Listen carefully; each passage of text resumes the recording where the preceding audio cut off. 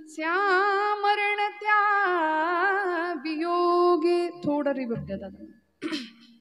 जया चित्ती जैसा भाव तया जवळी तैसा देव. सकळा पढिये भानू परित्या कमळासी जीवनू.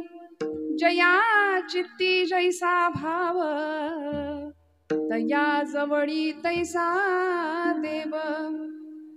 तुका म्हणे माता वाहे तान्हुल्याची चिंता. जया चित्ती जैसा भाव तया जवळी तैसा देव. भेटी लागी पंढरीनाथा जीवा लागली तळमळ व्यथा. जीवा लागली तळमळ व्यथा. जीवा लागली तळमळ व्यथा. पंढरीनाथा जीवा लागली तळमळ व्यथा. जीवा लागली तळमळ व्यथा. जीवा लागली तळमळ व्यथा.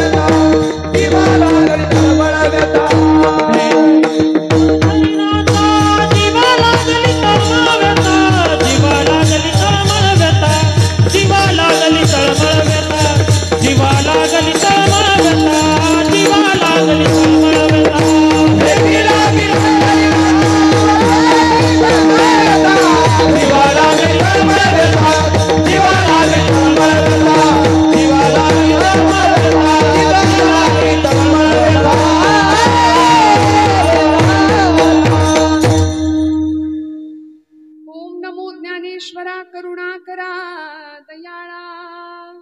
तुझा अनुग्रह लाधलो पावन झालो चराचरी. मस्तक हे पायावरी या वारकरी संतांच्या. ब्रह्मानंदं परमसुखदं केवलं ज्ञानमूर्तिं. द्वंद्वातीतं गगनसदृशं तत्त्वमस्यादिलक्ष्यम्. एकं नित्यं विमलमचलं सर्वधी साक्षिभूतं. भावातीतं त्रिगुणरहितं सद्गुरुं तं नमामि. वक्रतुंड महाकाय सूर्यकोटि समप्रभ निर्विघ्नं कुरु मे देव. सर्वकार्येषु सर्वदा समचरण सरोजं सान्द्रनीलाम्बुदाभं. जघननिहितपाणिं मण्डनं मण्डनानां. तरुणतुलसीमाला कन्धरं कञ्जनेत्रं. सदयधवलहासं विठ्ठलं चिन्तयामि. रङ्गा येवो ये. रङ्गा येवो ये. रङ्गा येवो ये. रङ्गा येवो ये. रङ्गा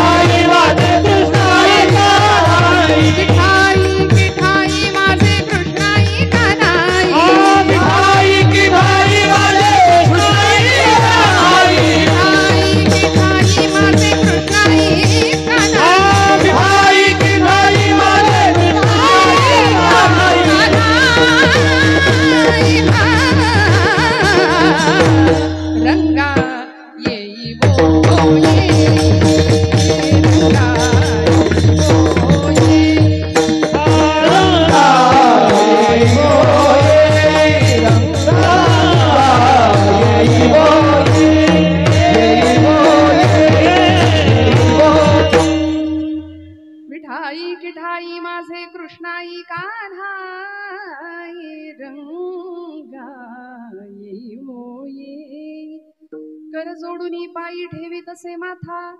तुका विनवी पंढरीनाथा. रंगी ओढवावी रंगकथा पुरवी मनोरथा माय बापा. परमेश्वर स्वरूप उपस्थित सर्व श्रोतृवृंदांच्या हृदयस्थ परमात्म्याला अत्यंत श्रद्धापूर्वक भावानी नतमस्तक होते, विनम्र अभिवादन करते. भगवंताची कथा ब्रह्मांड भेदून पहिल्याड न्यावी असं संतांचं म्हणणं आहे. त्यामुळे एवढ्या मोठ्या स्वरूपामध्ये भगवंताच्या नामाचा घोष ज्या पवित्र भूमीमध्ये चालू आहे, अशी श्री वरद विनायकाची इतकी सुंदर पवित्र पावन भूमी आणि भगवन वरद विनायकाच्या सानिध्यामध्ये आपण सगळे इथे उपस्थित आहात. वारकरी संप्रदायांनी ज्यांच्याकडे आदराने पाहावं असं आमच्या सगळ्यांच्यासाठीचं अत्यंत मोठं स्थान, वारकरी संप्रदायातलं अत्यंत बहुश्रुत ज्येष्ठ व्यक्तिमत्व, आदरणीय परमश्रद्धेय परमादरणीय समन्वयाचार्य उद्धवजी महाराज मंडलिक बाबांच्या चरणावर कृतज्ञतापूर्वक वंदन करते. अशा मोठ्या माणसांची आशीर्वादाची थाप मिळाली की आपल्याला वाटतं चला आपला मार्ग बरोबर आहे. त्यामुळे मी नेहमी असं एक विधान करते बऱ्याचदा की कीर्तनकार महाराष्ट्रात लाखो येतील जातील, आपण कीर्तनकारांवर तर प्रेम करताच, पण ही गादी ही अनादी काळापासून चालत आली आहे, त्या गादीवरचं आपलं प्रेम आणि निष्ठा कायम राहावी. होय अंग हरिरूप या पदाला पोहोचवणारी ही गादी, हे स्थान. भगवान मंगलमूर्तींच्या माघी गणेश जयंती निमित्तचा पर्वकाळ आणि श्री संतश्रेष्ठ तुकोबरायांच्या जयंतीचा पर्वकाळ, या दोन पर्वकाळांचं औचित्य साधून ग्रंथराज श्री ज्ञानेश्वरी पारायण सोहळा आणि हा अखंड हरिनाम सप्ताह महाराष्ट्रातल्या तमाम विद्वज कीर्तनकारांना आपण सगळे ऐकता आहात. ज्ञानदान ते मंडळी इथं येऊन करतायत आणि या सकल मांदियाळीमध्ये आपल्या सगळ्यांची अत्यंत लहान असलेली लाडकी बहीण लेक सगळ्यांच्या चरणारविंदी कृतज्ञतापूर्वक वंदन करते. तुम्ही आम्ही खेळी मेळी गदारोळी आनंदे. इथं आल्यानंतर फक्त आणि फक्त आनंदच प्राप्त होतो. तेथीचा आनंद ब्रह्मांडीन समाये उपमेशिकाय देऊ सुखा. सर्व सुख देण्याचं, सर्व सुख मिळण्याचं साधन एकमेव ही नारदांची गादी, हा धर्माचा मंडप आणि हा कीर्तनाचा जयघोष. कीर्तने महादोष जाती, कीर्तने होय भगवत प्राप्ती, कीर्तने होय उत्तम गती, यदर्थी संदेह नाही. देव सुद्धा ज्यामुळे सुखावतो असा हा भक्तीचा प्रकार. कीर्तनाच्या सुखे सुखी होय देव, पंढरीचा राव उभा असे. देव कीर्तनामध्ये येतो, तो नुसता येत नाही. तुका म्हणे कथा देवाचेही ध्यान, समाधी लावून उभा असे. भगवंत नुसता येत नाही, तो कीर्तनामध्ये कथेमध्ये समाधी लावून उभा राहतो. त्यामुळे इतका अवीट आनंद ज्या एका भक्ती प्रकारामध्ये मिळतो, तो भक्तीचा प्रकार, ते भक्तीचं साधन संतांनी आम्हाला अत्यंत सोप्या स्वरूपामध्ये करून दिलं. आज आपल्या सगळ्यांचं भाग्य आहे, आपण सगळे या कीर्तन भक्तीमध्ये रममाण होत आहात. महाराष्ट्रातली अत्यंत दिग्गज, नामवंत आणि देशपातळीवर जगपातळीवर ज्यांना ओळखणारी मंडळी आहेत, अशी गायनाची साथ करणारी, उत्तम स्वरब्रह्माची सेवा करणारी मंडळी आज सेवेसाठी इथे उपस्थित आहेत. माझ्या साथीसाठी नादब्रह्माची साथ करणारी सर्वच आपल्या महाराज मंडळी. मी बऱ्याचदा म्हणते, बाकी थापा आम्ही बऱ्याच मारतो व्यवहारामध्ये, पण ही अशी थाप आहे नादब्रह्मावरची. काय गोड वादन करतायत की ही थाप देवाला डोलायला भाग पडते. आमच्या थापा वेगळ्या, आम्ही ज्या व्यवहारात मारतो त्यातून काही साधत नाही. न बोली मना राघवा विण काही, बोलू ऐसे बोल जेणे बोले विठ्ठल डोले. हे सगळं सांगून सुद्धा आम्ही जे बोलायचं तेच बोलतो आणि जे करायचं तेच करतो.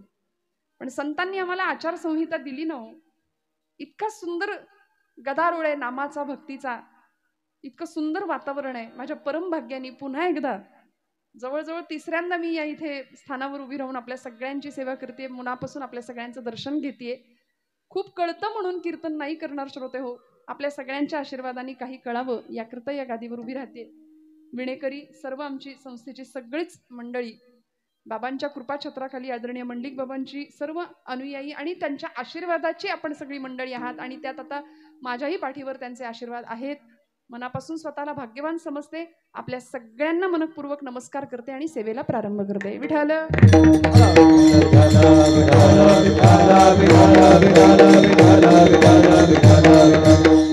संतश्रेष्ठ जगद्गुरु तुकोबारायांचा 4 चरणांचा गाथेतला अत्यंत सुंदर असा अभंग आहे, गोड भावपूर्ण अभंग आहे. भक्तीच्या प्रांतामध्ये भगवंताच्या सानिध्यामध्ये जाण्याकरता भक्ताकडे नेमकं काय असलं पाहिजे,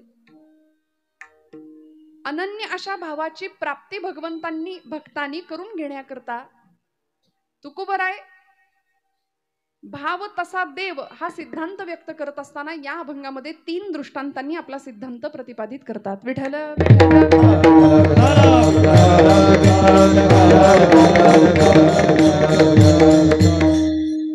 श्रोते हो, भक्ती ज्ञान आणि वैराग्य यांचं युती पर्व म्हणजे भगवत आपली गाथा आहे बरं तुकोबरायांची. भरकटलेल्या समाजाला उत्तम पद्धतीचं मिळणार एक संस्कार केंद्र म्हणजे माऊलींची ज्ञानेश्वरी आहे, तुकोबांची गाथा आहे, नाथांचं भागवत आहे. वारकरी संप्रदायाची प्रस्थानत्रयी आपण जाणता. सकल संतांच्या मांदियाळीमध्ये ज्ञानोबांपासून तुकोबरायांपर्यंत, निळोबारायांपर्यंत, अलीकडच्या काळातल्या अनेक संतांपर्यंत, समर्थ रामदास स्वामी असतील, गोंदवल्याचे आमचे गोंदवलेकर महाराज असतील, दत्त संप्रदायाचे वासुदेवानंद सरस्वती टेंबे स्वामी महाराज असतील, बेळगावचे पंत महाराज बाळेकुंद्रीकर असतील, अनेक अलीकडच्या अनेक संतांनी तुमच्या माझ्या फक्त जीवनाच्या उद्धाराचा आणि कल्याणाचा मार्गच वेळोवेळी सांगितला. सकलांच्या पाया माझा दंडवत, आपुल आले चित्त शुद्ध करा. दंडवत घालून कामना केली जगाच्या कल्याणाची. दादागिरी नाही. दादागिरी तुम्ही आम्ही करतो. संतांनी दादागिरी कधीच नाही केली. दंडवत काठी असते, दंड, आणि ती सोडल्यानंतर जशी ती काठी पडते त्याला दंडवत असं म्हणतात. दंडवत प्रणाम. समर्पित जीवन लोककल्याणासाठी, जगाच्या कल्याणा संतांच्या विभूती, देह कष्ट भीती परोपकारी, देह कष्ट भीती परोपकारी, देह कष्ट भीती परोपकारी, जगाच्या कल्याणा संतांच्या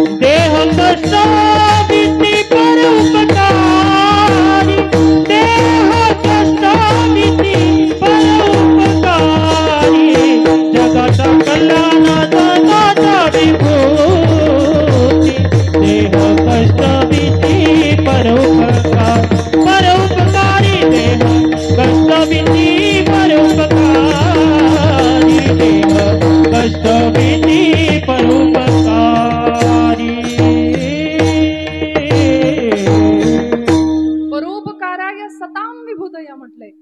जन्मच परोपकारा करताय, जन्मच तुमच्या माझ्या कल्याणा करताय, आणि सकल जीवनाचं सकल जगताचं कल्याण करण्याकरताच तळमळलेले ते सगळे देह मुळात संत रूपाने अवतीर्ण झाले. पण ते मूळचे देव, देवते संत निमित्त त्या प्रतिमा. म्हणून प्रत्येक कुळात प्रत्येक जातीत संतांनी जन्म घेतले, अवतार घेतला. आणि आमचं दुर्दैव असं की आम्ही संतांनाच जातीत वाटलं. ज्ञानोबाराय अमुक एका जातीचे, तुकोबाराय अमुक एका जातीचे, सावतामाळी अमुक एका जातीचे, गोरोबा काका अमुक एका जातीचे, आणि आम्ही हिंदू म्हणून एकत्र जगण्याऐवजी पुन्हा एकदा आमचा समाज जातीपातीत विभागला जातोय. संतांना जातीत वाटलं.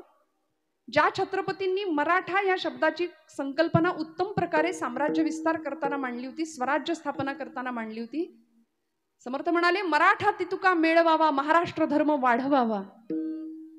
सकल जातीपातीतला सकल समुदाय एकत्र यावा 18 पगड जातीचा. आणि काय करावं?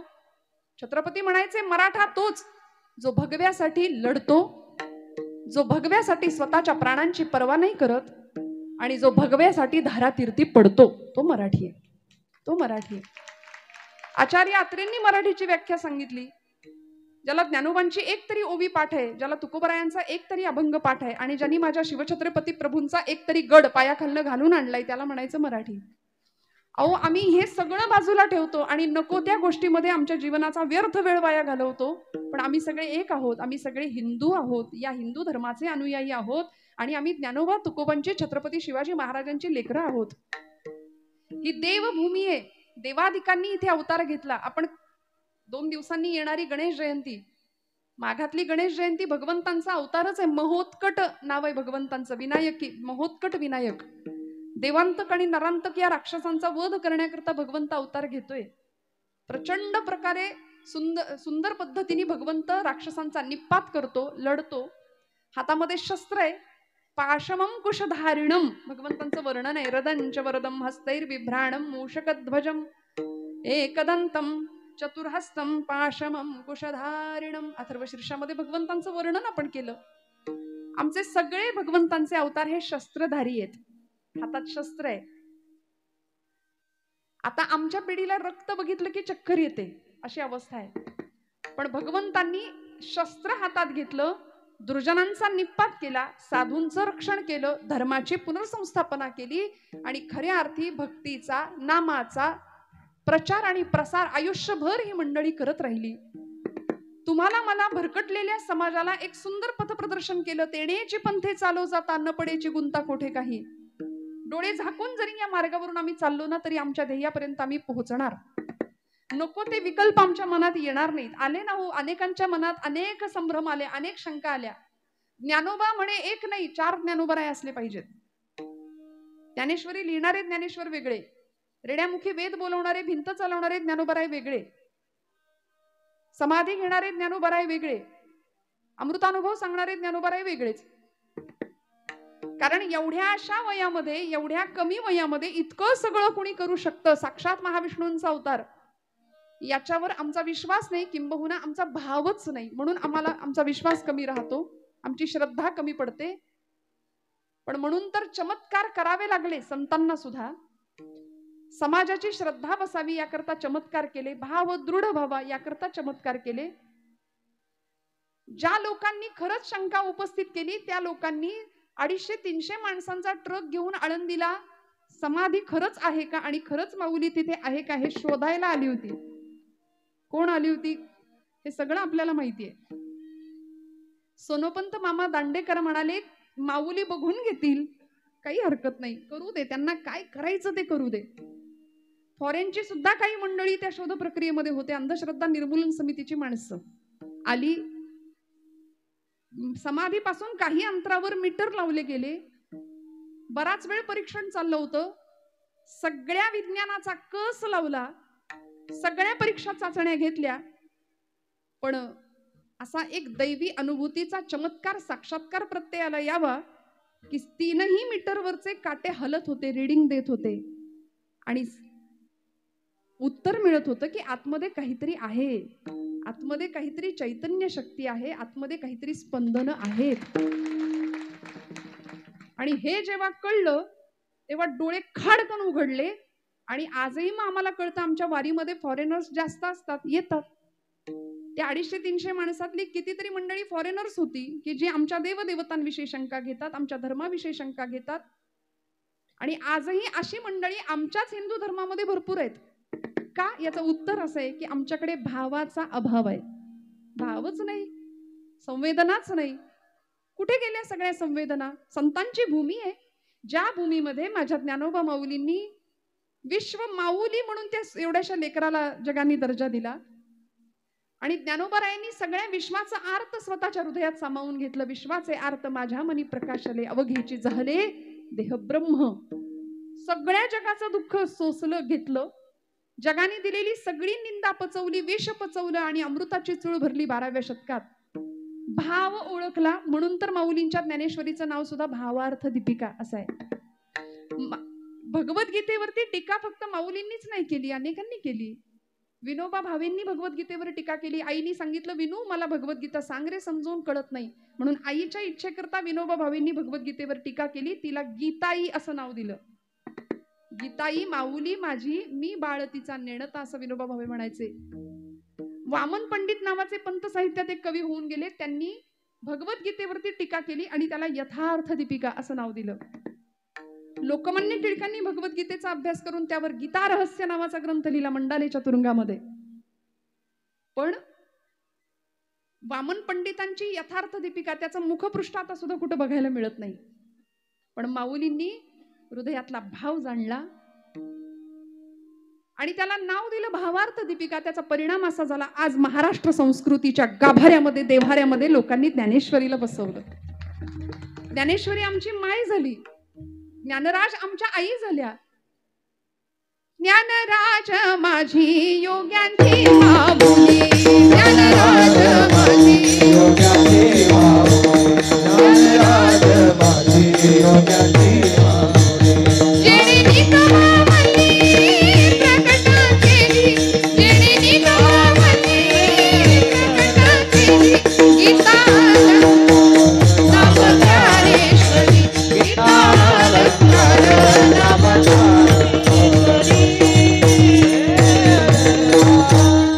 ज्ञानराज माझी योग्यांची माऊली.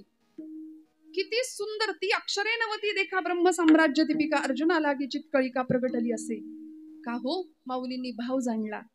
तो भाव तुमच्या माझ्या हृदयामध्ये दृढ व्हावा, मुळात निर्माण व्हावा, याकरता तुकोबरायांचं अंतःकरण करचळलं, तळमळलं.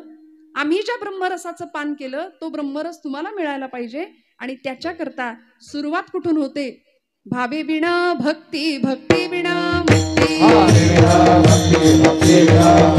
बळे विना शक्ती बोलू नाही, भावे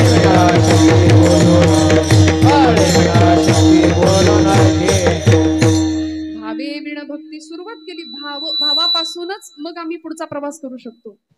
म्हणून भक्ती कितीही करा, पण भाव हा भक्तीचा सौभाग्य कुंकुम तिलक आहे. एखादी सौभाग्यवती सगळे अलंकार परिधान करते, महिला वर्ग सगळे अलंकार परिधान केलेत पण कुंकूच नाही लावलं, काय उपयोग आहे? तसं आम्ही कितीही भक्ती करा पण हृदयात भावच नसेल तर त्या अलंकारांना बाकीच्या कुठलीही कसलीच शोभा नाही. म्हणून भाव हा भक्तीचा सौभाग्य तिलक आहे. हा भाव तुम्हाला मला कळावा याकरता या अभंगामध्ये तुकोबरायांनी 3 शब्द वापरलेत. पहिला शब्द आहे जीव, दुसरा शब्द आहे भाव आणि तिसरा शब्द आहे देव. तीनही शब्द बघायला गेलं तर अत्यंत लहान दिसतायत पण अर्थाच्या दृष्टीने अत्यंत मोठे व्यापक आहेत. कारण ज्याच्याविषयी वर्णन केले तो व्यापक आहे. तुका म्हणे व्यापक नभा, होई अणुचाही गाभा, होई अणुचाही गाभा, होई अणुचाही गाभा.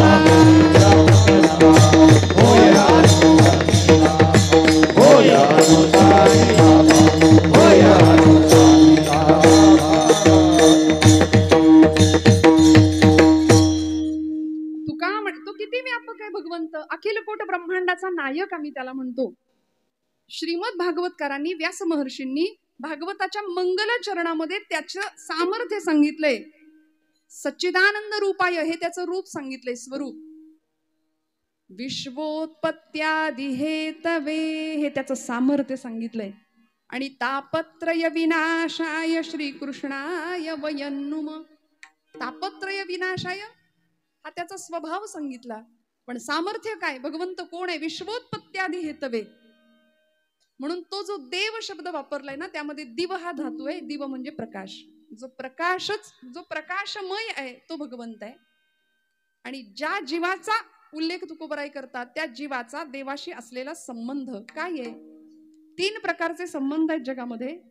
पहिला संबंध आहे जन्मजात संबंध, जो आईशी लेकराचा असतो, मुलाचा असतो. वेळ आली, प्रसंग आला तर तो संबंधही तुटून जातो म्हणाले. बघा ना, लेकरू मोठं झालं, पंख फुटले, त्याला 4-2 गोष्टी कळायला लागल्या की जो मुलगा आई आई आई करत असतो काही दिवसांनी विचारतही नाही आई वडिलांना. त्यामुळे हा जन्मजात संबंध सुद्धा संपू शकतो. दुसरा संबंध आहे प्रस्थापित संबंध, जो निर्माण केलेला असतो. निर्माण केलेलं नातं, मानलेला भाऊ, मानलेली बहीण, मानलेला मित्र. पण आजचे सख्खे मित्र उद्याचे कट्टर शत्रू होतात की नाही काही सांगता येत नाही. विधभर जमिनीच्या तुकड्यासाठी एकमेकांचे खून पाडतात. जरा काही अहंकार नावाचा दोष निर्माण झाला की प्रचंड द्वेष, मत्सर, ईर्ष्या या विकारांनी ग्रस्त माणूस होतो आणि प्रचंड मोठा घात जीवनाचा करून घेतो, स्वतःच्याही आणि दुसऱ्याच्याही. म्हणून प्रस्थापित नातंही काही महत्वाचं नाही, संबंधही महत्वाचा नाही. पण तिसरा संबंध असा आहे की जो गीतेच्या 15व्या अध्यायामध्ये भगवंत सांगतात, ममैवांशो जीवलोके जीवभूत सनातनः मनःषष्ठाणि इंद्रियाणि प्रकृतिस्थानि कर्षति. सनातन शब्द वापरला भगवंतांनी. तिसरा संबंध आहे जीवाचा आणि देवाचा. तो असा आहे, तो सनातन संबंध आहे. तो कुणीच तोडू शकत नाही, कुणीच नाही. देव कसा आहे? अगदी साधर्म्य आहे बघा जीवामध्ये आणि देवामध्ये. देव सर्वत्र आहे, सदा आहे, सम आहे. देव अजर आहे, अव्यय आहे. जाणे आजामी अजर माऊली म्हणते, अक्षमी अक्षर अपूर्व मी अपार स्वानंद मी. जाणे अजामी अजर. माऊलींनी सांगितलं मी कोण आहे? मी अज, अजर, अक्ष, मी अक्षर, सर्व साक्षी, सर्वज्ञ आहे भगवंत, अविनाशी आहे. तसा जीव सुद्धा अविनाशीच आहे. जीव अविनाशी आहे, जीवाचा नाश होत नाही. हा देह नश्वर आहे, पण देह संपल्यानंतर जीव पुन्हा एकदा नवीन देह धारण करतो. भगवंत सांगतात, वासंसी जीर्णानि यथा विहाय नवानि गृह्णाति नरोपराणि. जैसे जीर्ण वस्त्र सांडिजे मग नूतन वेडीजे, तैसे देहांतराते स्वीकारिजे चैतन्यनाथे. आहे की नाही? जीव नवीन देह धारण करतो, त्यामुळे जीवही अविनाशी आहे, देहही अविनाशी आहे, देवही अविनाशी आहे. देव सिंधू आहे, जीव बिंदू आहे. देव बिंब आहे, जीव प्रतिबिंब आहे. देवाचे सगळे गुण आमच्याकडे येऊ शकतात आम्ही जर त्या दिशेने प्रवास केला तर. पण आमची अडचण अशी आहे की आम्ही त्या वाटेला जातच नाही. देवत्वाच्या दिशेने प्रवास करणारी माणसं खूप कमी असतात. काय लागतं? परवा मी रस्त्याने चालले होते बरं का, आणि एक मूर्तिकार मूर्ती घडवत होता. अत्यंत ओबडधोबड टोकेरी दगड तिथे पडले होते. आणि मी त्या मूर्तिकाराला विचारलं, म्हटलं बाबा एवढा ओबडधोबड टोकेरी दगड, त्याच्यातनं इतकी सुंदर वरदविनायकाची माझ्या मंगलमूर्तीची मूर्ती तुम्ही करतायच कशी? माझा आपला वेड्यासारखा प्रश्न होता. ते बाबा म्हणले तुझ्या भाषेत सांगू का? म्हटलं सांगा. ते म्हणाले, अगं त्या दगडामध्ये आधीच मूर्ती आहे, त्या दगडामध्ये आधीच मूर्ती आहे. फक्त मी काय केलं, छिन्नी आणि हातोड्याच्या सहाय्याने त्या दगडाला नको असलेला भाग काढून टाकला, आतमध्ये मूर्ती तयार झाली आपोआप. छिन्नी हातोड्याचा घाव करी दगडाचा देव, खाई दैवाचे तडाखे त्याचं माणूस हे नाव. विठ्ठल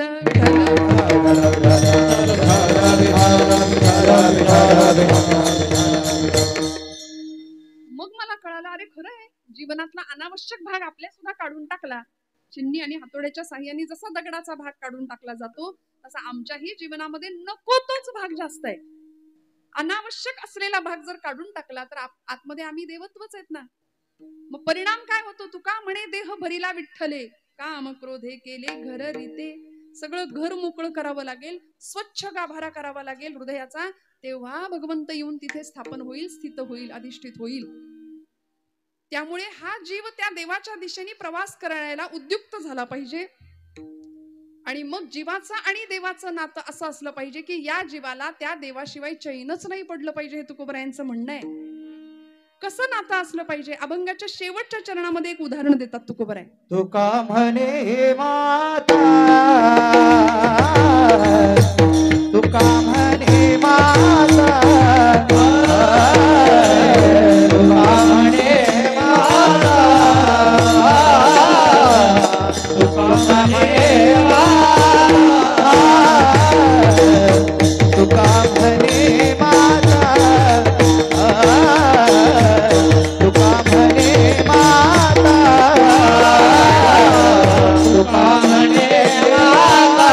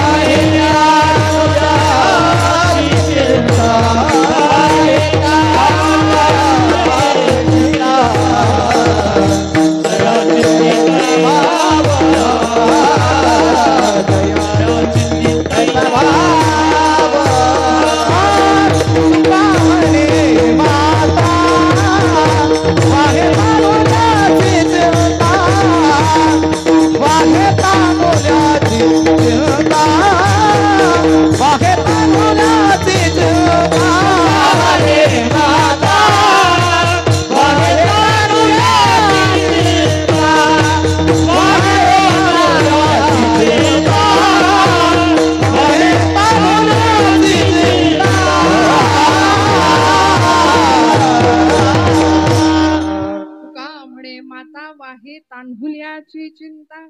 आई लेकराची काळजी कशी घेते. महाराजांनी दृष्टांत दिला आईचा आणि लेकराचा. लहान लेकरू सगळ्यांना प्रिय असतं, असतं की नाही. नाक वाहत असलं तरी सुद्धा ते प्रिय असतं. लेकरू एकदम लहान लेकरू, हा आम्ही त्याला गुंड बनवतो, आम्ही त्याला तुझं माझं शिकवतो, पण लहान बाळ असतं त्याला काहीही कळत नाही. आपलं परक माझं तुझं काही नाही कळत. पण शाळेत जाणाऱ्या मुलाला एखादी छोटीशी पेन्सिल जरी आईनं दिली तरी आई म्हणते शेअर करू नको कुणाला. एखादा छोटा खोडरबर जर असलं तरी ती सांगते कुणाला देऊ नको, हे तुझं आहे. मग आपण गमतीने म्हणायला लागलो ना, देव दे दे मला दे मला दे, बघू बघू बघू, ते म्हणतं माझं आहे. आणि हे माझे पण इतकं भिंत रखतात की हळूहळू हळूहळू मोठा झाल्यावर सुद्धा अशा आम्ही बांधावर उभं राहतो आणि तो डोंगर ते झाड दाखवतो येणाऱ्या पाहुण्याला आणि म्हणतो तो डोंगर दिसतोय तिथपर्यंत सगळं माझं आहे. हे माझं इतकी माझेपणाची सवय लागते.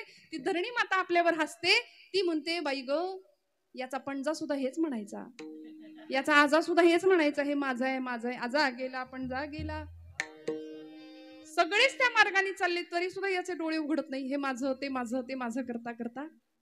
लहान मूल खूप निरागस असतं, त्याला तो भेद आम्ही शिकवतो. पण लहान मूल सगळ्यांना जसं प्रिय असतं ना, पण ते त्याच्या आईला जास्त प्रिय असतं. पण मुलाचं आणि आईचं नातं सुद्धा कुठपर्यंत आहे, थोडेसे पंख फुटले की मग तेच मूल आईला विचारतं काय केलं माझ्यासाठी. स्वामी विवेकानंदांनी सुद्धा चटकपटक बोलण्याचा त्यांच्या चरित्रात त्यांनी उल्लेख केलाय की आम्ही मोठे झालो आणि 16-17 वर्षाचं वय लागलं, थोडासा जरा बाहेरचा वारा लागला, पंख फुटले की आताची ही मुलं प्रश्न विचारतात बघा आई वडिलांना, तुम्ही आमच्याकरता काय केलं. सगळं करा त्यांच्याकरता, पण तरीही हा प्रश्न विचारणार. म्हणून ब्रह्मचैतन्य गोंदवलेकर महाराज फार सुंदर सांगतात, बाबा रे, प्रपंचासाठी कितीही करा, कुणीच म्हणणार नाही केलं म्हणून. महिला वर्ग म्हणतं का कुणी. रांधा वाडा उष्टी काढा, सगळ्यांचं सगळं करा, कुणी म्हणतं का केलं नाही. महाराज म्हणतात माझ्या रामा करता एवढंसं करा, माझ्या मंगलमूर्ती करता एवढंसं करा. देव लक्षात ठेवतो. प्रपंच लक्षात नाही ठेवत, पण परमेश्वर लक्षात ठेवेल. त्यामुळे या मुलाचं आणि या आईचं नातं सुद्धा फार काळ टिकत नाही. थोडा मोठा झाला की संपतं. स्वामीजी म्हणायचे आम्ही आमच्या आई वडिलांना प्रश्न विचारला होता, मी माझ्या वडिलांना प्रश्न विचारला, बाबा तुम्ही माझ्यासाठी काय केलं. आणि आई वडील कसे असतात बघा, महापुरुष का घडले. ज्या महापुरुषांनी आईवर प्रेम केलं ना, ती माणसं घडली. ज्या महापुरुषांनी आई वेडी माणसं होती ना, तीच माणसं घडली, त्यांनीच इतिहास घडवला. म्हणून मी माझ्या तरुण भावंडांना नेहमी सांगते, तुम्हाला जर कोणी प्रश्न विचारला ना, जगातली सगळ्यात सुंदर स्त्री कोण, तर छातीवर हात ठेवून डोळे झाकून उत्तर द्या, माझी आई. माझ्या आई इतकं या जगात सुंदर कोणी असूच शकत नाही. कारण भारतीय संस्कृतीने बाह्य सौंदर्यापेक्षा आत्मिक सौंदर्याला खूप महत्व दिलं. श्रोते हो, 4 पुस्तकं कमी शिकली असेल, नाही तिला वाचता येत, नाही 4 चौघात बोलता येत, थोडा संकोच वाटत असेल, पण माझी आई अडाणी असं कधीच म्हणायचं नाही. कारण जगाचं अनुभवांचं सगळं विद्यापीठ तिच्या रूपाने घरात वावरतं आपल्या, कधीच नाही अशिक्षित. स्वामीजी म्हणाले माझ्या वडिलांना, आईला मी प्रश्न विचारला, आई म्हणाली नरेंद्रा तुला उत्तर पाहिजे ना, आतल्या घरातला जो मोठा कपाटाचा आरसा आहे ना, त्या आरशासमोर जाऊन उभा राहा, तुला तुझ्या प्रश्नाचं उत्तर मिळेल. स्वामीजी म्हणाले मी गेलो, आरशासमोर उभा राहिलो आणि टचकन डोळ्यात पाणी आलो. मिळालं ना उत्तर मिळालं. एवढा सुंदर सशक्त प्रचंड असा बलदंड देह, अलौकिक बुद्धिमत्ता, देखणी शरीरी यष्टी आणि काम करण्याची इच्छाशक्ती, स्वतःच्या कर्तृत्व शक्तीवर पूर्ण विश्वास, यापेक्षा आई वडिलांनी काय ठेवायचं असतं मागे, काय ठेवायचं असतं. पण आमचं असं असतं, आम्हाला काही मिळालं नाही ते आमच्या लेकरांना मिळू दे. आम्हाला नाही मिळाली गाडी, त्याला 4 चाकी घेऊया. कसलीही पात्रता नसताना मग आमची मुलं गाडीवर स्वार होतात, वाऱ्याच्या वेगाने गाड्या पळवतात. त्याचा परिणाम असा होतो, मी बऱ्याचदा असं सांगते की आम्ही एका विशिष्ट धुंदीमध्ये, माझी तरुण पिढी, तरुण भावंड वेगात गाड्या धावतात. आम्हाला असं वाटतं की आम्ही खूप डॅशिंग, आम्ही खूप स्मार्ट, आम्ही खूप हँडसम दिसतो. मी म्हणते आपण हँडसम नाही, आपण मूर्ख दिसतो. कारण 9 महिने 9 दिवस पोटात वाढवायचं, वागवायचं, प्राणांतिक यातना सहन करून जन्माला घालायचं आणि मग हे सगळं करून होत्याचं नव्हतं होऊन काही सेकंदात मूल जर समोर येत असेल तर यापेक्षा दुर्दैव काय आई वडिलांचं. मला सांगायचंय, तुकोबराय उदाहरण देतात आईचं आणि बाळाचं, पण वेळ आली, प्रसंग आला तर त्या बाळाला ती आई सुद्धा दूरची वाटते. माऊलींनी आईच्या आणि लेकराच्या दृष्टांतासाठी खूप ओव्या वापरल्या. लढे याची या बालका किरीटी, गवसणी करुणी स्नेहाची दिठी आणि खेळता पाठोपाठी माऊली धावे. आई बाळाचं कसं संगोपन करते, कसं सांभाळते. बहिणाबाईंनी निसर्गातला चमत्कार सांगितला. ती सुगरण त्या पिलाला दाणा भरवते लांबून आणून. ती असं नाही म्हणत तू माझ्या म्हातारपणची काठी आहे, माझ्या सातबाराच्या नाव उतार्यावर आता तुझं नाव आहे, असं ती म्हणत नाही. ती तिचं काम करते, पण तिला माहिती असतं की याला पंख फुटले की हे उडणार आहे, हे स्वतःचा आकाश निर्माण करणार आहे, पण तरी सुद्धा ती तिचं काम करते.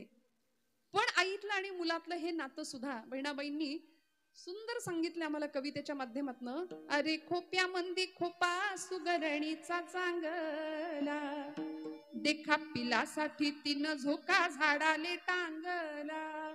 समाज माणसाला किती सुंदर प्रश्न विचारले बघा बहिणाबाईंनी. अशिक्षित कवयित्री होत्या पण प्रचंड ज्ञान. आज बीएड डीएडच्या विद्यार्थ्यांना चार्ट साठी त्यांच्या कविता असतात. ओष्ठव्यंजन, दंतव्यंजन, तांजव्यंजन. तिची इवलिशीच चोच, तेच दात, तेच ओठ, खोपाईन लाईन ना जसा झुलता बंगला, पाखराची कारागिरी जरा देख रे मानसा, देखा पिलासाठी तिनं झोका झाडाले टांगला. हे आईचं आणि बाळाचं नातं आहे. तिची इवलिशीच चोच, तेच दात, तेच ओठ, तुला दिलं रे देवानी 2 हात 10 बोट. अरे आता तरी सावध व्हा, आता तरी सावध व्हा. निसर्गाचे चमत्कार सांगितले हे वात्सल्य सांगण्याकरता, पण तरी सुद्धा बघा आईचं आणि लेकराचं नातं तुकोबरायांना थोडस कमी वाटतं. मग असं नातं भगवंताविषयी जुळलं पाहिजे, असं प्रेम भगवंताविषयी निर्माण झालं पाहिजे की आता त्याच्या वियोगाशिवाय एक क्षणही करमलं नाही पाहिजे, चैन नाही पडलं पाहिजे. नारद भक्ती सूत्रामध्ये नारदांनी सूत्र सांगितलंय. तदर्पिता अखिलाचारिता तद्विस्मरणे परमं व्याकुलता इति अनन्य. कशाला म्हणायचं? अन्याश्रयाणाम त्यागः इति अनन्यता. अन्य कुठल्याही आश्रयाचा त्याग आणि एकच आश्रय भगवंत चरणाचा. मग तुकोबाई उदाहरण देतात, बाळाचं आईवर कसं प्रेम असतं तसं आपलं भगवंतावर असलं पाहिजे. हेही उदाहरण कदाचित पटेना, थोडस कमी वाटतंय, म्हणून तुकोबाई उदाहरण देतात दुसरं अभंगाच्या 3ऱ्या चरणात.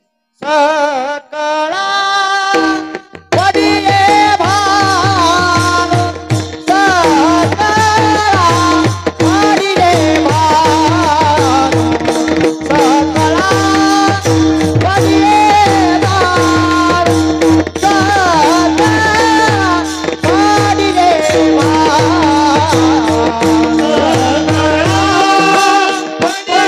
भान, सकळा पडिये भान,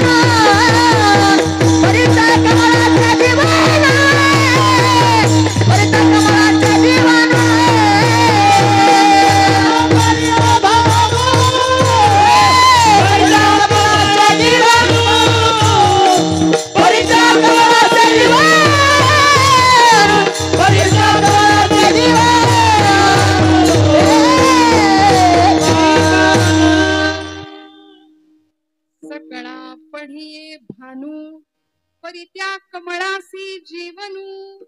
शब्द वापरला महाराजांनी. सूर्य आणि कमळ असा एक दृष्टांत दिला. आई आणि मुलाचं काही जमत नाही. नंतर काही दिवसांनी बायको आली की आई आई करणारं मूल विचारत नाही. परवा भेटल्या होत्या मला एक आजी. त्या म्हणाल्या मुलाचा विवाह झालाय, लग्न झालंय, नवीन सुनबाई घरात आलीये. म्हटलं कसं चाललंय, बरं चाललंय का? त्या म्हणाल्या कुठलं काय अगं, नव्याचे 9 दिवस संपले. माझा मुलगा आई आई आई करणारा आता बदलला आणि बायकोचा आता काय ते तुम्ही म्हणा, पण नाही ना, माझ्याकडे बघतच नाही, मला बोलतच नाही. म्हटलं असू दे ना मावशी, काही वर्षांपूर्वी तुम्ही जे वागलाय त्याचं सव्याज परत मिळतंय असं समजा. बरं त्यांना विचारलं मुलीचं कसं आहे, तिचंही लग्न झालंय, तिचं छान आहे का? त्या म्हणाल्या हा तिचं एकदम छान आहे, नवऱ्याला असं मुठीत ठेवलंय म्हणाल्या.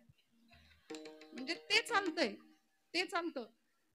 इथं संसारामध्ये आमच्या सुखाची आणि दुःखाची अनुभवाची जी वृत्ती आहे ती अशीच आहे. आमच्या मनासारखं झालं की आम्ही सुखी, मनाविरुद्ध घडलं की आम्ही दुःखी. आईचं मुलाचं नाही जमलं, वेळ आली तर ते नातं दूर जातं. म्हणून तुकोबराय असं एक उदाहरण ठेवतात की आता कमळ पंकज, संस्कृतामध्ये कमळाला पंकज म्हणतात. पंक म्हणजे चिखल, ज म्हणजे जन्माला येणारं, चिखला जन्माला येणारं ते पंकज. ते जगत नाही सूर्याशिवाय. ते नातं इतकं अतूट आहे. निसर्गाचा नियम आहे, सूर्योदयाला कमळाचं फूल उघडतं आणि सूर्यास्ताला कमळाचं फूल मिटून जातं, त्या पाकळ्या मिटतात. रात्रभर ते कोमेजलेल्याच अवस्थेत राहतं, मिटलेल्या पाकळ्या. पुन्हा सूर्योदय झाला की कमळ फुलतं. सृष्टीतला सगळ्यात मोठा उत्सव आहे सूर्योदय आणि सूर्यास्त. उगवणं किती छान असावं, मावळणं किती छान असावं हे सांगणारं सूर्य. आचार्य जगद्गुरु शंकराचार्यांना विचारलं होतं, देव पंचायतनामध्ये, पंचायतन पूजेमध्ये सगळ्यात प्रत्यक्ष जिचं दर्शन होऊ शकतं अशी देवता कुठली? तर ती सूर्य आहे. रोज सकाळी उठल्याबरोबर सूर्यनारायणाकडे आपण पाहतो की नाही? आता हो म्हणा, कारण तुम्ही माझ्यापेक्षा मोठी माणसं आहात, पण आमच्या वयाची, आमच्यापेक्षा लहान मंडळी आम्ही सूर्यवंशी. बर कीर्तनकार हे तर निशाचर प्राण्यामध्येच मोडतायत. आता रात्रभर प्रवास केल्यानंतर सूर्यदर्शन कधी बघायचं नाही का? तो सूर्य कधी दिसतो? ब्रह्ममुहूर्तावर उठणारी जुनी माणसं आमची, रोज तुळशीला पाणी घालणारी एखादी सौभाग्यवती गृहिणी आमची, नाही का? त्यांना ते सूर्यदर्शन. मग तो सूर्य बघितल्या बघितल्या नमस्कार आहे जपा कुसुम शंकाशम, भगवंताचं वर्णन आहे. त्या दिनकराला नमस्कार आहे. ओम मित्राय नमः, ओम सूर्याय नमः. सृष्टीतला सगळ्यात मोठा उत्सव आहे तो. बरं, डी विटॅमिन मिळतं, डॉक्टर सांगतात आम्हाला, सगळं मिळतं. संतांनी तोच सूर्योदय पाहिला आणि भगवंतांना सुद्धा उठवलं. काकडा गायला, उठा जागे भारे आता, स्मरण करा पंढरीनाथा, भावे करणी ठेवा माता, उठा जागे भारे आता, स्मरण करा पंढरीनाथा, भावे करणी ठेवा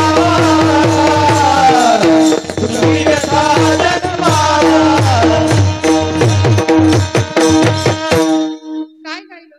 बाबा अहंकार निशी घनदाट, गुरु वचने फुटाली पहाट, माता भक्ती भेटली बरवंट, तिने मार्ग दाविला चोखटगा, तिने मार्ग दाविला चोखटगा.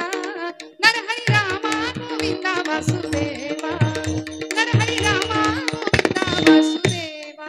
काय करावं? सकाळी सकाळी एक बोल सुस्पष्ट बोलावा, वाचे हरी हरी म्हणावा. जमील का प्रभाते मुनी रामचिंतित जावा. पूर्वीचा काळ होता, उठल्याबरोबर हात जोडले जायचे. कराग्रे वसते लक्ष्मी, कर मध्ये सरस्वती, कर मुले तू गोविंदम. आता तो काळ गेला. आताची मुलं यातलं काही म्हणत नाही, काही जमतच नाही त्यांना. सांगणारे कुणी नाही म्हणून माऊलींना सांगावं लागलं, येत वडील जे जे करीती दया नाम धर्म ठेवीती. मोठ्या माणसांचं अनुकरण लहान मंडळी करतील. वडीलच जर रोज पानपट्टीवर जात असतील तर मुलगा दुसरं काही करणार नाही, काही नाही करणार. खूप मोठं संस्कारांचं केंद्र घराघरात उघडलं जावं, धर्माचं शिक्षण दिलं जावं, ही संतांची अपेक्षा आहे. उदाहरण दिलं सूर्याचं. सूर्य उगवल्याबरोबर सृष्टीमध्ये एक मोठा आशेचा किरण उगवतो. त्या सूर्यावरती त्या कमळाचं जीवन अवलंबून आहे. किंबहुना माऊली म्हणते त्या कमळासाठीच की काय सूर्यनारायण उगवतो जणू. सूर्याचं आणि कमळाचं नातं अतूट आहे, घट्ट आहे. पण 12 तास कमळ सूर्यामध्ये आहे, सूर्याच्या प्रकाशामध्ये 12 तास सूर्याशिवाय मिटून कोमेजलेल्या अवस्थेत राहतं, पण राहतं, मरत नाही, राहतं. म्हणून तुकोबरायांना कदाचित हाही दृष्टांत कमी वाटला की काय. म्हणजे आई आणि मुलाचा दृष्टांत बाजूला ठेवावा, कमळाचा आणि सूर्याचा दृष्टांत सुद्धा तुकोबराय बाजूला ठेवतात. पण असा एक दृष्टांत महाराज देतात की जिथे इतकी अतुटता आहे. आता 12 तास काय, एक क्षण सुद्धा नाही तरी गायसे करी, काय किती करायचं. या 8 प्रहरा माझारी मोटके निमिष भरी दे तुझाच माऊली म्हणते ना, तो निमिष द्या असं संत आम्हाला सांगतात. पण तरी सुद्धा एक क्षण सुद्धा भगवंताच्या विषयी करमलं नाही पाहिजे. इतकी व्याकुळता, इतकी आर्तता नव्हे. तुझा आणि माझा जर वियोग झाला ना तर मी त्या क्षणी तडफडून मरेन देवा, ही अवस्था अभंगाच्या प्रथम चरणात तुकोबराय सांगतात.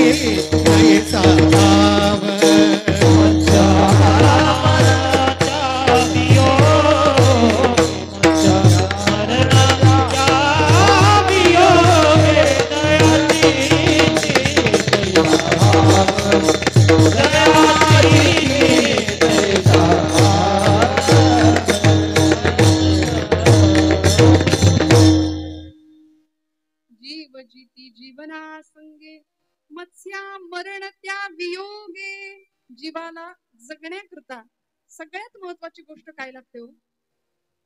महाराज म्हणाले जीव जिती जीवना संगे. जीवन या शब्दाचा अर्थ आम्ही पाणी या अर्थाने जीवन आहे. तोय पाण्याला आम्ही म्हणतो.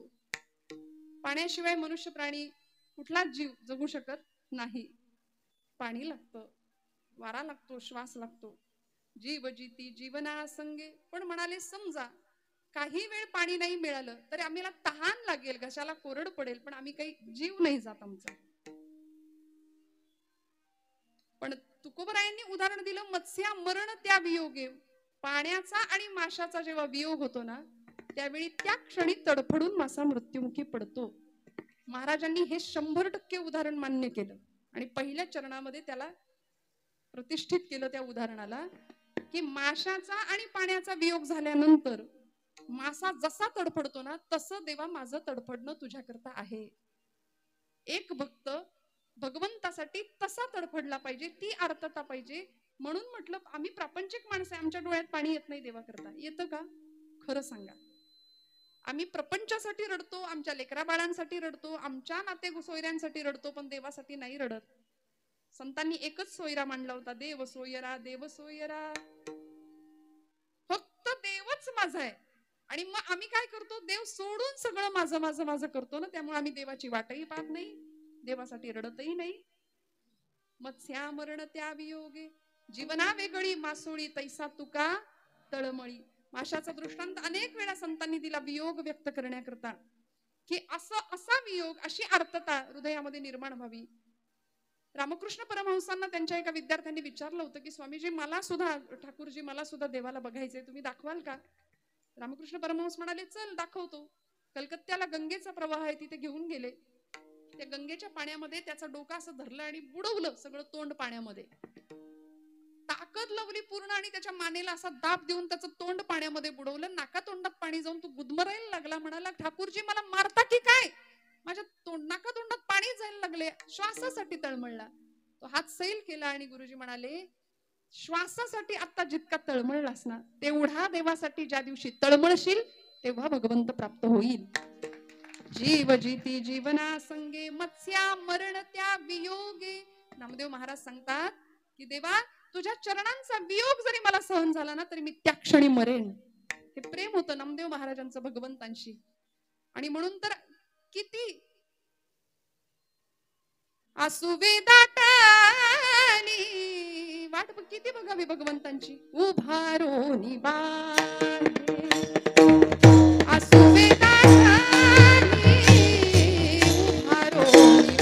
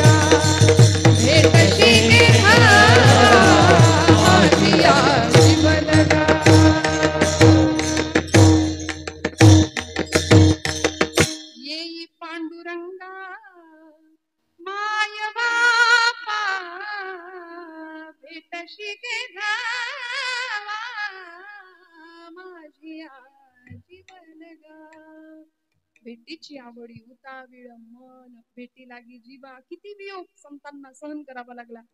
महाराजांनी रूपक दिलं उदाहरण दिलं आम्हाला या संदर्भात की असा वियोग भगवंतांचा आम्हाला सहन होत नाही कसा आम्ही आमची तळमळ होते.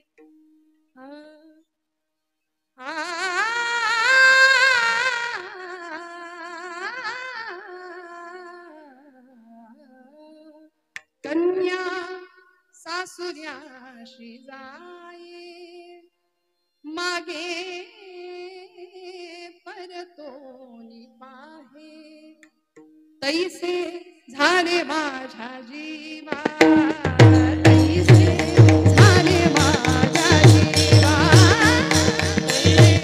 झाले माझा जीवा तैसे झाले माझा जीवा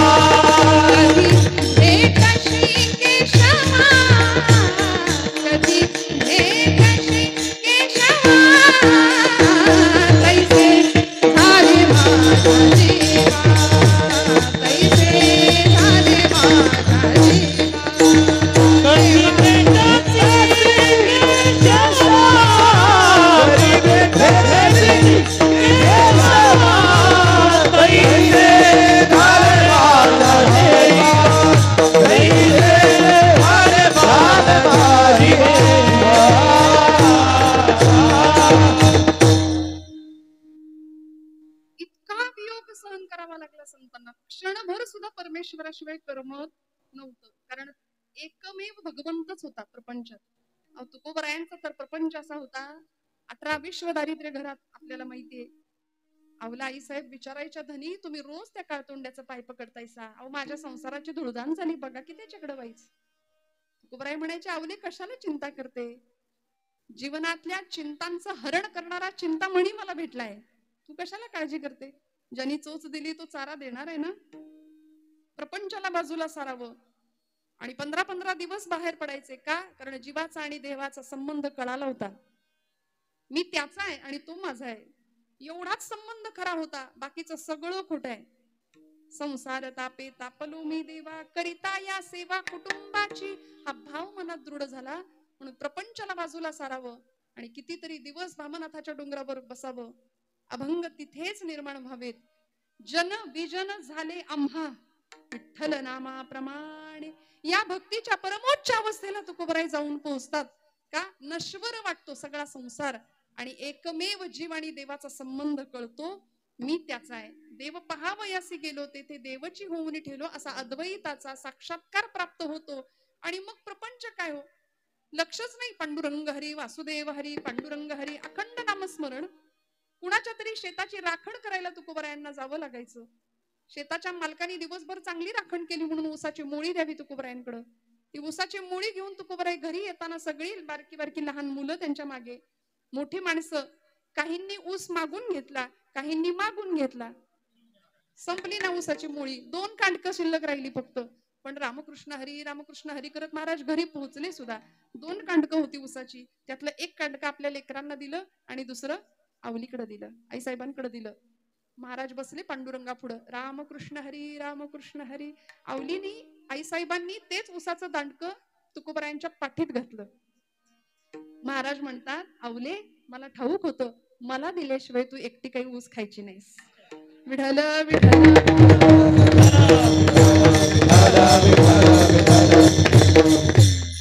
हा प्रपंच होता तुकोबरायांचा. अहो 12 वर्ष पडलेला दुष्काळ, प्रचंड दरिद्र अवस्था, 14 पोती कर्ज खत इंद्रायणीच्या डोहात बुडवून टाकली. सगळं दिलं लोकांना, सगळं दिलं. आणि सकाळची वेळ, आवला आई साहेब, जिजाई आई साहेब मोरीमध्ये स्नान करतायत. तुकोबराय आहेत. दारामध्ये एक अत्यंत जख्ख अशी म्हातारी वृद्धा दिसली तुकोबरायांना. कितीतरी ठिकाणी ते लुगडं फाटलेलं दिसलं तिच्या अंगावरचं. महाराजांनी पाहिलं, अंतःकरण द्रवलं.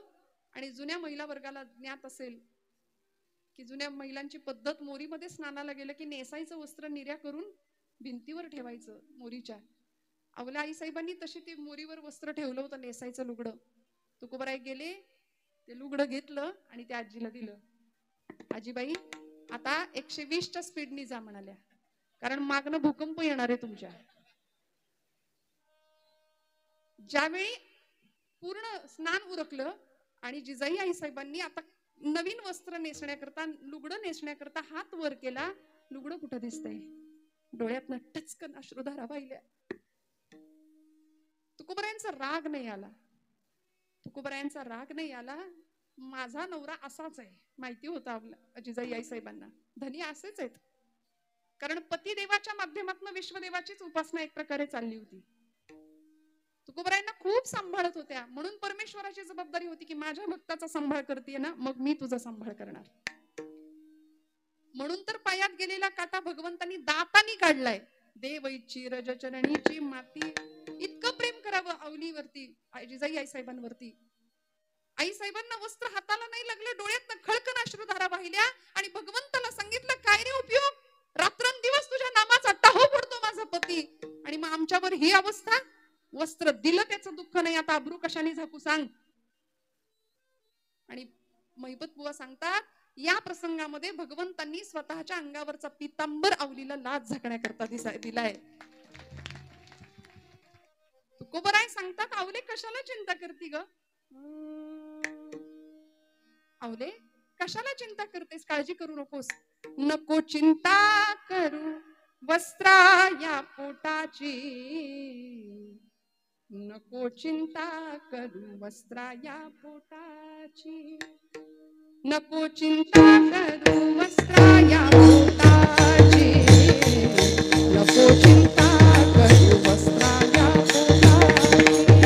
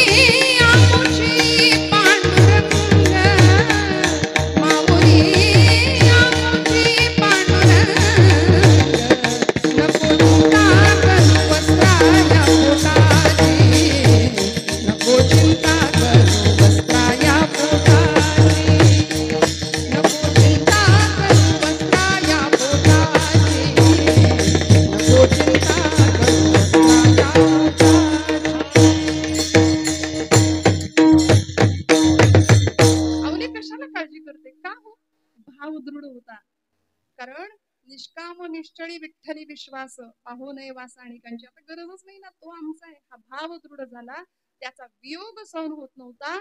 आणि मग जसा आता माझा भाव आहे ना, तसा माझा देव, ही तुकोबरायांची खात्री होती. 3 दृष्टांतांनी एक सिद्धांत पक्का केला. अभंगाचं 2रं चरण. दयाची जैसा भाव, दयाची जैसा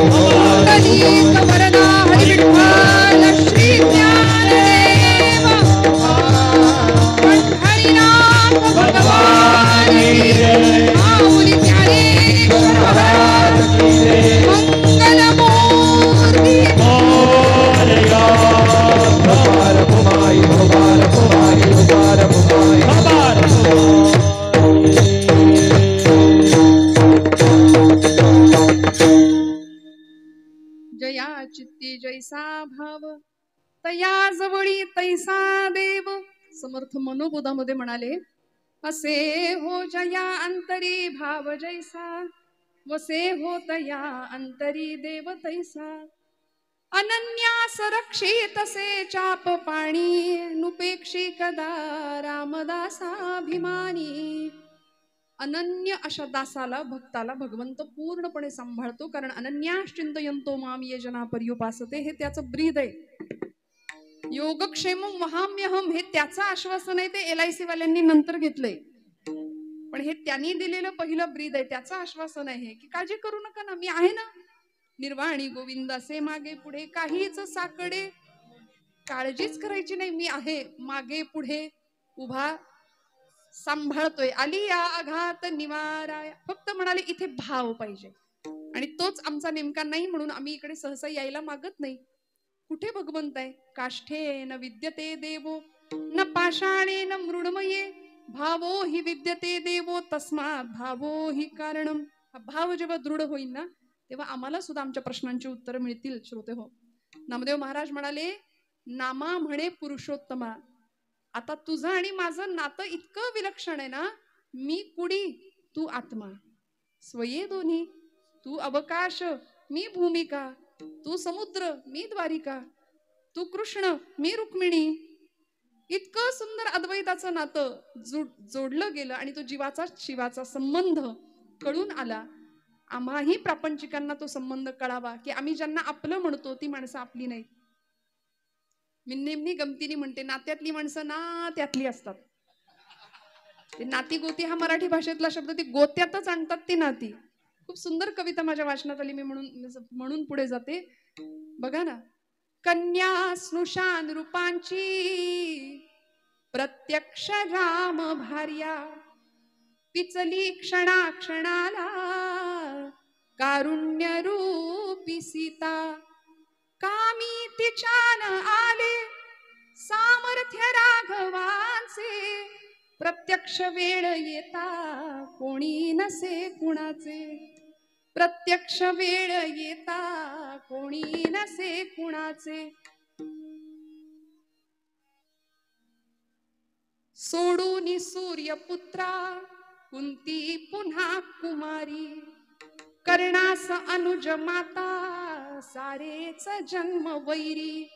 कौतुक का करावे त्या रक्तबंधनांचे, प्रत्यक्ष वेळ येता कोणी नसे कुणाचे.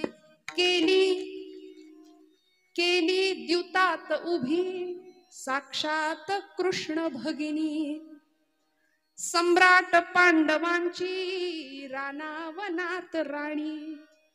पती 5 देव बंधू तरी भोग हे तियेचे, प्रत्यक्ष वेळ येता कोणी नसे कुणाचे.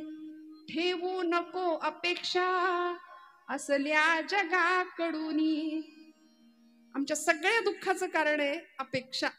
ठेवू नको अपेक्षा असल्या जगाकडूनी, निरपेक्ष आचरी तू कर्तव्य प्रेम दोन्ही. मग चालू दे सुखाने, मग चालू दे सुखाने अवघेरणे जगाचे.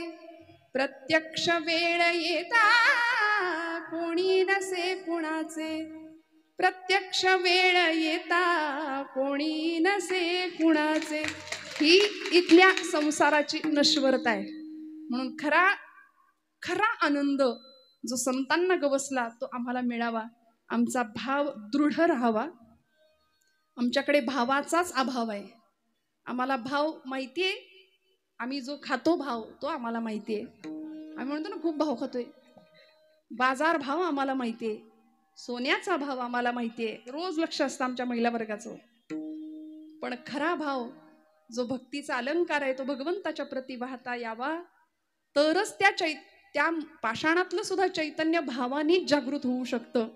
मंगलमूर्तींची वरदविनायकाची फक्त मूर्ती असं न मानता तिथं वरदविनायकांचं चैतन्य जे आहे, हे ज्यावेळी आम्ही जाणून घेऊ त्यावेळी आम्हाला भगवंताची प्रचिती आल्याशिवाय राहणार नाही. आणि तो भाव फक्त देवाच्या मूर्तीसाठी का नव्हे, तो भाव देशासाठी, तो भाव धर्मासाठी आमचा प्रेरित झाला पाहिजे.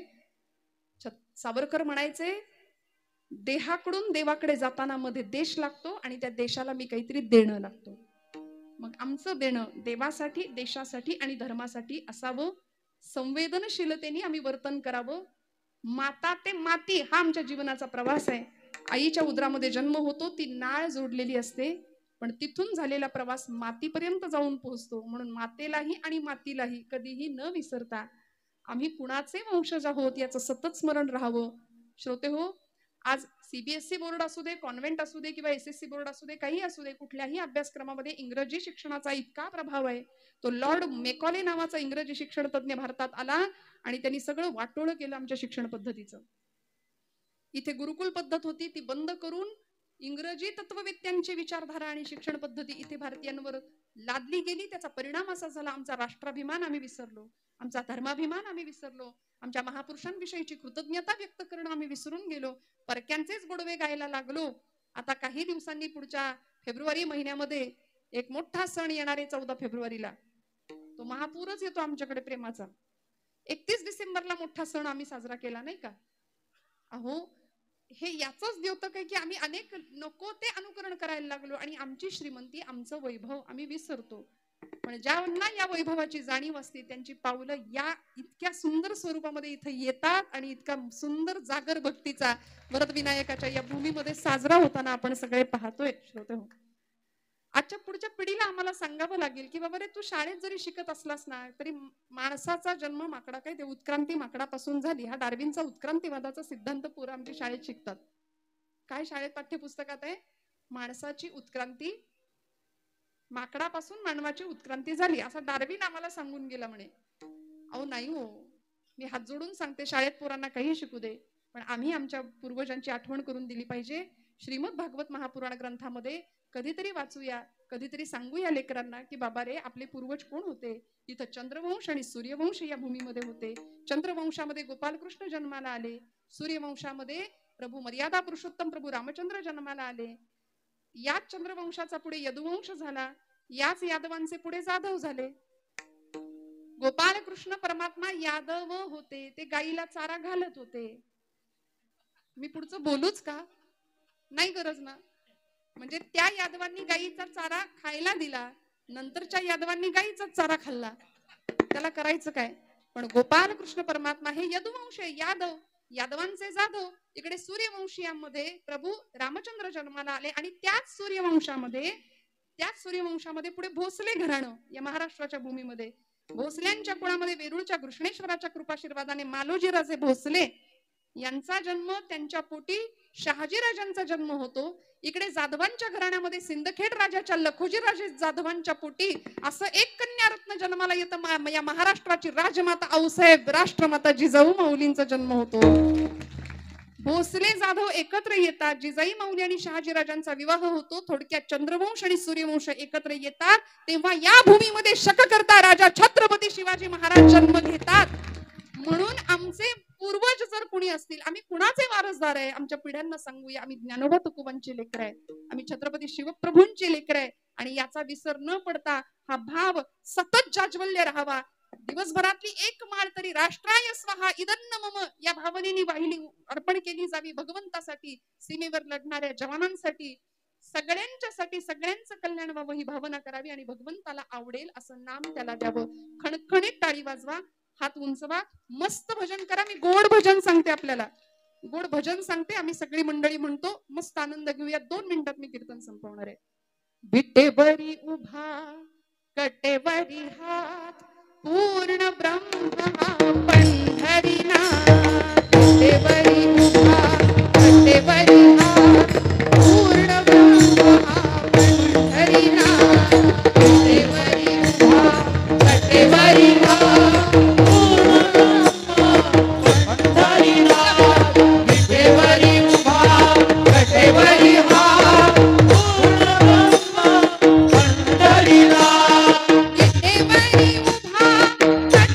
Thank you.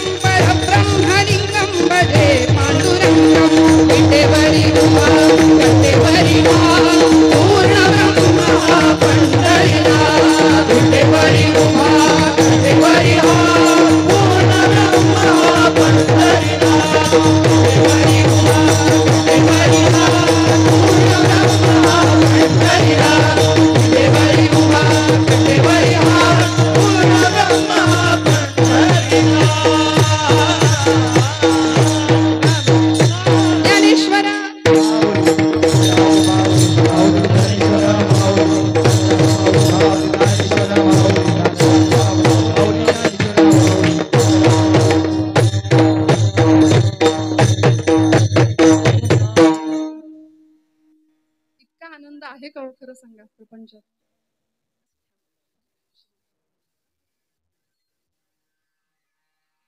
विठाल विठाल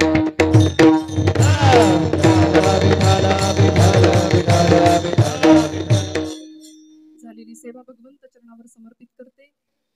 भैरवी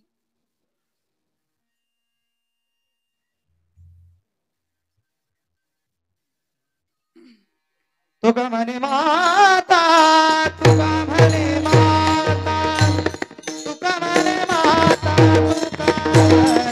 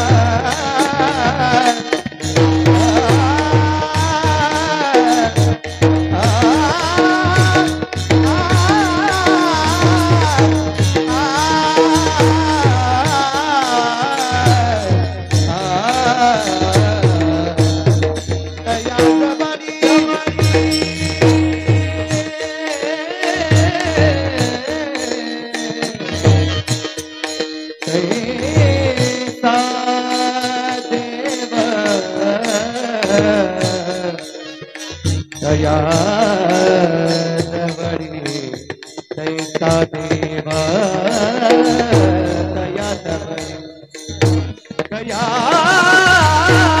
दवडी तैसा देव, तैसा देव, दया दवडी तैसा देव,